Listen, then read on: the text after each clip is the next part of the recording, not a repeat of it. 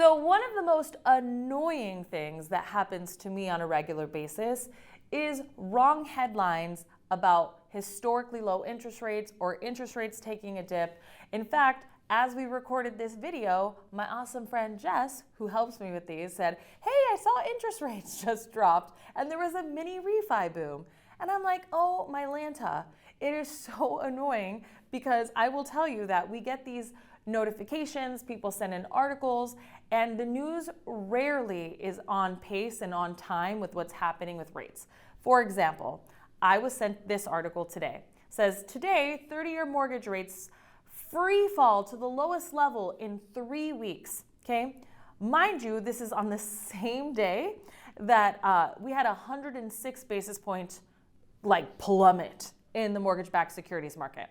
So just to give you an example, 20 basis points is around 1/8 to 1/4% depending on the lender. So this was a pretty significant rate hike on the day that they're announcing rate lows. So I just want you guys to know that there's so many things that you guys can watch as a consumer to get a general idea of when to talk to your loan officer. And that's what we're gonna break down in today's video, but I can almost guarantee you it is not the news. Why the mainstream media gets it wrong? Well, number one, they use outdated information to inform you. So a really good reference point used to be this Freddie Mac interest rate survey. It was non-biased, not a place where you could solicit. They took a survey of all the lenders and gave you approximately the average price for a 30-year fixed mortgage and what it would cost you. This was an awesome reference for a long time. In fact, I can tell you I've sent this to countless realtors and countless clients throughout the past, but in a market like today where the mortgage rates are moving hourly, it's no longer a current resource for you to base your mortgage decisions. Now, number two is the media looks at just one aspect of an event, right? They don't have a full picture or an expert picture of what's actually happening. Now, I'm going to give you an example of this. There was all kinds of headlines regarding the increase in foreclosures, the number of distressed homeowners, and they look at things in a vacuum versus and they take it completely out of context.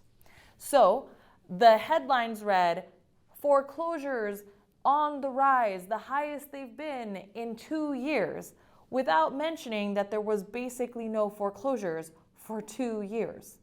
And, the number of people distressed in their properties rises every month. Of course it was rising every month. There was more and more people applying for forbearance. And they didn't properly educate the consumers, which is why there were expectations that the market was going to bottom out and that people were going to get quote unquote deals, right?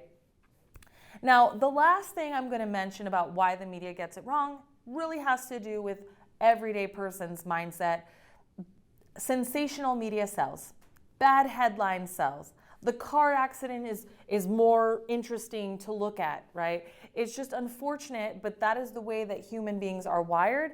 And because of that, we will get these sensational headlines. They're going to gravitate towards bad information, and they're going to promote anything that sparks any kind of emotion.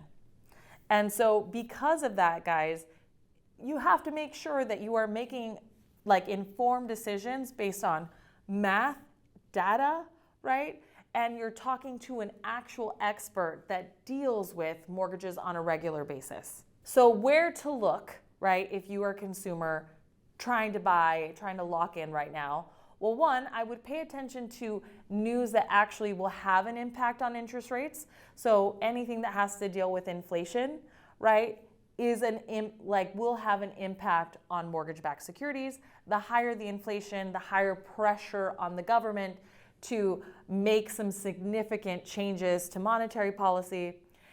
Number two, guys, is this issue with Ukraine. Anytime that there is a geopolitical issue that will have an impact on our economy, right, that raises the cost to Wall Street, typically has a benefit to mortgage-backed securities because people run to more stable, more consistent investments like those.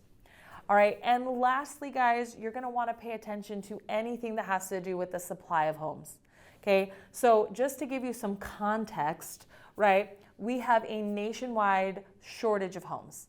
In Arizona, it's been in the ballpark between 5,000 and 6,000 homes on the market.